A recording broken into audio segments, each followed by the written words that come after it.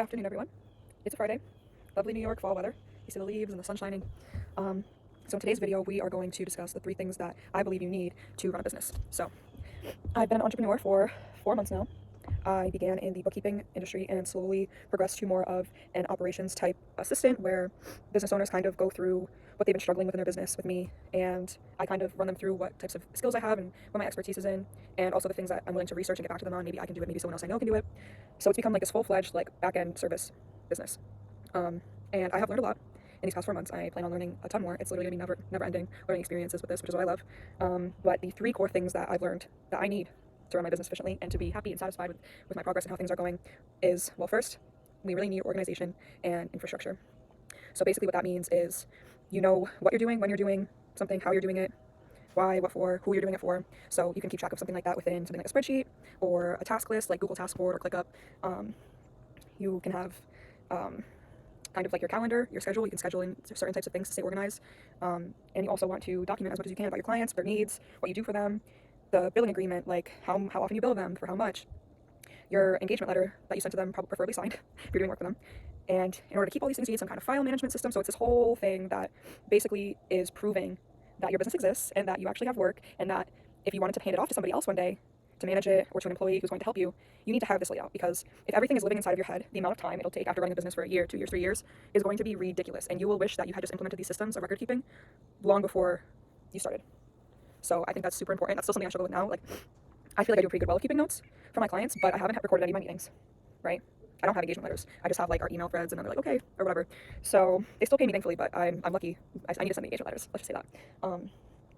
So yeah, like just having those systems of like, this is how I keep track of everything I'm doing. This is what I do for this person. This is what I have in store, like upcoming projects. This is my pipeline, things like that. And trust me, I didn't do all this alone. I learned from other people, like my mentor, Bryce Tubbs, whose program I joined. I spoke to him first at the beginning of this year, left my job, started my business, started this program, and I have learned a lot of this stuff and how important these things are within his program. So I'm going to link his call, link in the description. I highly recommend that you click that link, book a free consult with Bryce. Go through your current situation. He usually works with accounting professionals, marketing professionals, but he could probably just hear you out and give you like a decent amount that maybe you never knew. So I don't see how a 15-minute call could hurt, so you should do that. But our next bullet in the 3 is accountability, and I think that is like the main thing that I get out of my program with Bryce is I have a team of other people who have the same goals or just about the same, and there's people who have surpassed those goals, and there's people who are just starting.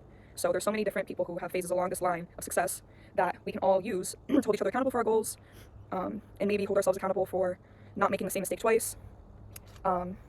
It's just like you have our meetings every week, and then we have Bryce who will reach out to us and text us and be like, hey, I haven't seen you. Do you want to hop on a quick call today and review how your progress is going, and maybe some things you're struggling with in your business, or what's going well. And all of those things are important because it's really hard to just do all of this by yourself and only hold yourself accountable. Like, you need to have so many different like things to remind you to keep doing things, to track your progress, to make sure you're doing the things that you need to be doing on a consistent, regular basis.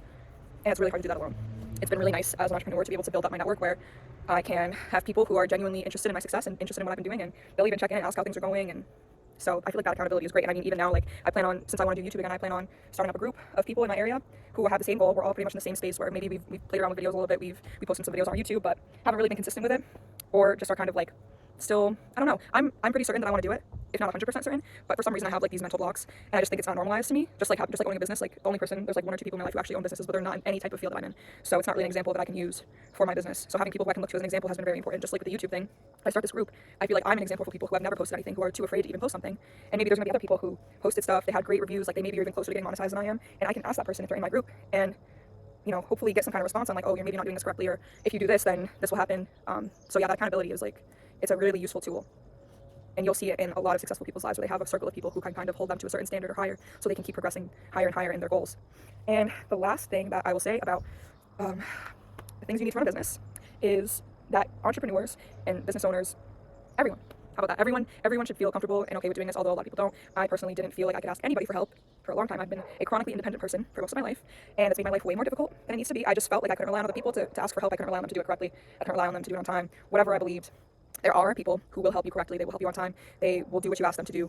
You know, for example, if you're a business owner and you're trying to get more ideas on what you should do, like what your niche should be, kind of how to structure your business, there are business owners who have done what you've done before, who you can call on the phone and ask, hey, what are some of the things you struggled with early on in your business? Most of them are going to tell you. They're going to be honest. People want to help each other, especially if they're in the same situation. It comes back with that accountability thing too, where if you find people in a similar situation to you, you all can kind of use your experiences to build an even greater one.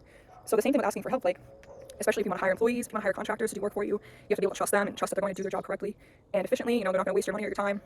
And it's good to be vigilant. It's good to be discerning. But if you're finding yourself doing everything by yourself and you don't even have enough time to get your bearings and focus on running your business and making money, and you're just tied down doing admin stuff for your own business, hire a VA, hire a virtual assistant for $5-10 an hour. Please help yourself, because at the end of the day, you're only going to build more value if you have more time to make money in your business. If you're spending so much time doing your own books that take you 4 hours, when you could have made $50 an hour, that's $200 over the course of 4 hours, versus hiring somebody who could probably do it for $15 to $20 an hour in a couple of hours, cost $30, so you just made $170 right there by just outsourcing that item to somebody else.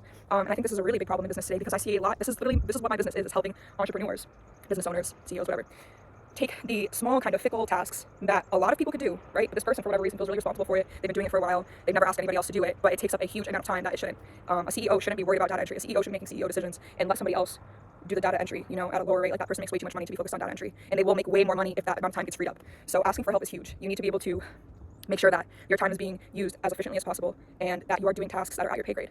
Because if you're doing tasks that are below your pay grade, you can make more money by just hiring somebody else to do it and then making money while they're doing that task for you. So this is something I'm working up to too as well. I'm starting to outsource more tasks to other people. It's definitely something I have to get comfortable with. You do have to get good at vetting people and making sure that you have a process that is so straightforward and literally anybody could read it and can just do it. And that takes skill too. Definitely that comes down to the organization thing too, having those procedure documents, task lists, making it literally impossible to not understand what's going on.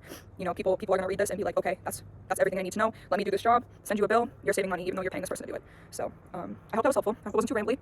If you are an accounting professional, marketing professional, or you are just curious about this program that I'm talking about that I came from, I wouldn't even consider myself, I do accounting, not an accountant, I'm a bookkeeper, but I work with accountants and CPAs. I do marketing, but it's more part of my back end, business assistance type, almost like a COO or a internal operations thing. So yeah, that business idea started from the accounting professionals group, and they've been more than supportive with it. Bryce has even transitioned to doing more marketing type courses and groups, just like that one.